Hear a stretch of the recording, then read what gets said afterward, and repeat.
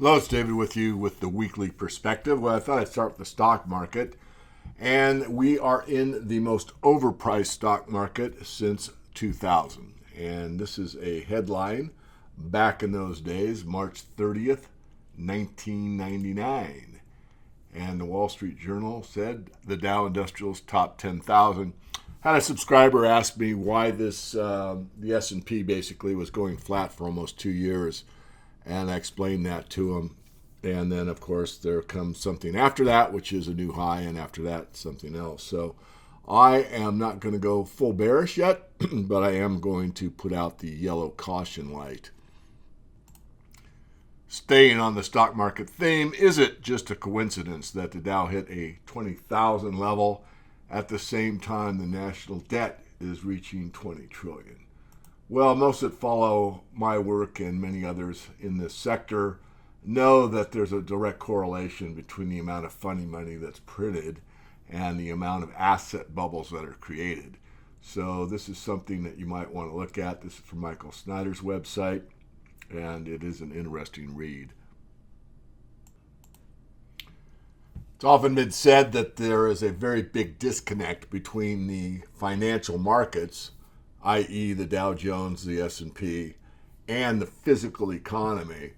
And nothing makes it clearer as an example than what we see on Zero Hedge. Caterpillar, which is, of course, big equipment, we all know that, has posted a record 49 consecutive months of declining retail sales. This is stuff, of course, of the real physical economy that is, making wealth, creating things, moving things, etc. And obviously, Caterpillar has been in a downtrend for quite some time.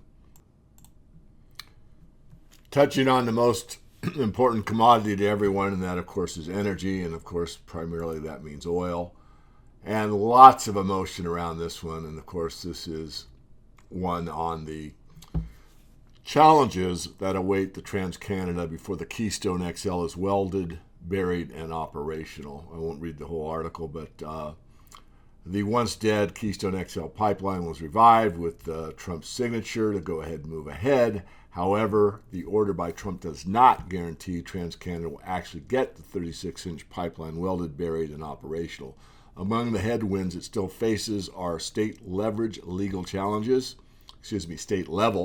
legal challenges, widespread environmental resistance, and unclear guidelines on how Trump intends to derive more profits for American taxpayers.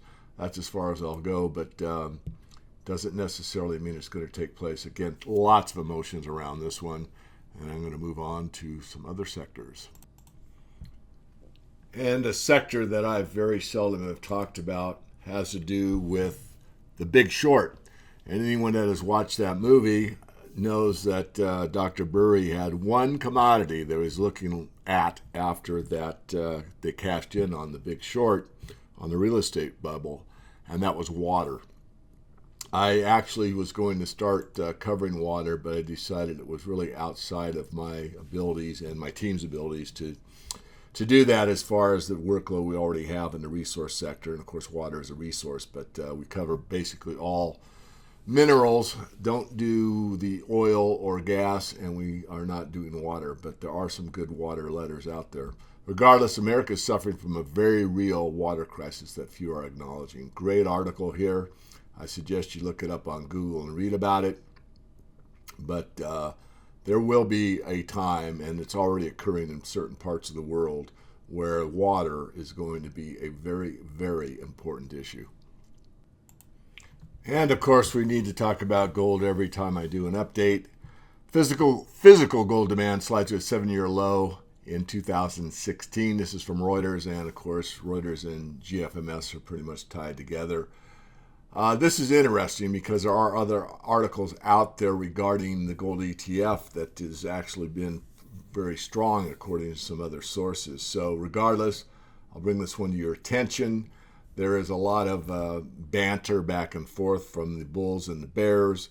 I think the World Gold Council, if I have this correct, was actually slightly bearish for 2017. For the record, we are bullish, but not extremely so. And on the silver side, I'll be writing the Morgan Report and finishing it up over the next week and a half. And on the silver side, lots of enthusiasm. I mean, James Dines had something very interesting to say about silver in his annual forecast issue.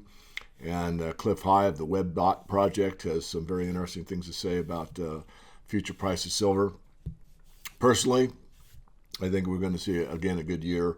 Unless the market really goes to certain levels with huge volume, I'm not going to get too excited about the silver market this year, but certainly, as always, everyone should own a little.